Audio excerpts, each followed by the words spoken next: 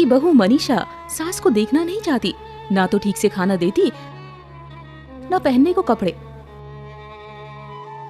कमला शिव की आरती करते हुए बोली, ओम जय शिव ओमकारा, प्रभु जय शिव ओमकारा।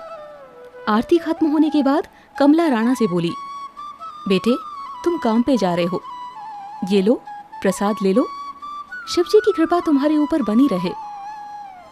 तभी उसकी बहू ने कहा, हाँ हाँ, ऐसे दिन भर पूजा पाठ करते रहने से अगर सब काम बन जाए फिर तो सब पूजा ही करते रहे। आपके पास तो कोई काम धाम है नहीं सिवाय शिव जी की पूजा के, फिर भी आपके शिव जी तो कुछ करते नहीं, आप बस बैठे बैठे अनाज तोड़ती हो। बहू के ताने सुनकर भी कमला कुछ न बोलती। बेटा राणा भी बीवी को कुछ नहीं कहता और चुपचाप अपने खेत पर चला जाता। कमला घर में पूजा करती और फिर मंदिर जाती। वो दिन भर शिव भक्ति में ही खुद को व्यस्त रखती।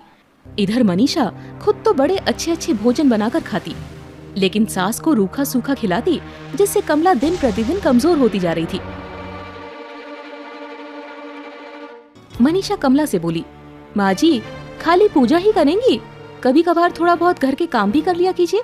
दिन भर मैं अकेली सारा काम करके थक जाती हूँ और आप सिर्फ खाती हैं और पूजा में लीन रहती हैं। ठीक है बहू, लाओ मैं झाड़ू लगा देती हूँ।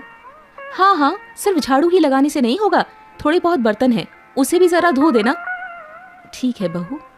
कमला रोज सुबह उठकर झाड़ू लगाती और दोनों वक्त के बर्तन भी धोती और बाकी सारे समय वो शिवजी की पूजा में लगी रहती। एक बार कमला ने अपने बेटे से कहा, बेटे कल से सावन शुरू हो रहा है, मैं इस महीने भगवान शिव की विशेष पूजा करना चाहती हूँ, अगर हो सके तो मेरी कुछ मदद कर दे ताकि मैं शिवजी को भोग लगाने के लिए प्रसाद की व्यवस्था कर सकूं। तभी राणा ने कहा, माँ उसकी क्या जरूरत है, तुम वैसे भी रोज शिवजी की पूजा करती ही हो, अब सावन में विशेष पूजा करने की क्या जरूरत है। तभी उसकी बहू ने कहा, वैसे भी इस बार खेती अच्छी नहीं हुई है, अभी पैसों की काफी दिक्कत है, इसीलिए आप अपने ये पूजा पाठ रोज जिस तरह से करती हैं उसी तरह से कर ले।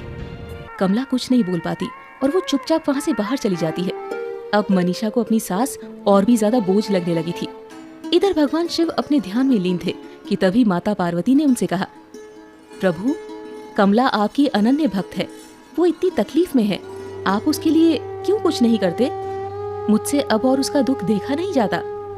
तभी शिवजी ने कहा, देवी इंसान को अपने पिछले जन्मों के कर्म हर हाल में भोगने पड़ते हैं, वही हो रहा है कमला के साथ, लेकिन अब बस कुछ और ही दिन की बात है, उसके बाद उसकी सारी तकलीफ खत्म हो जाएगी।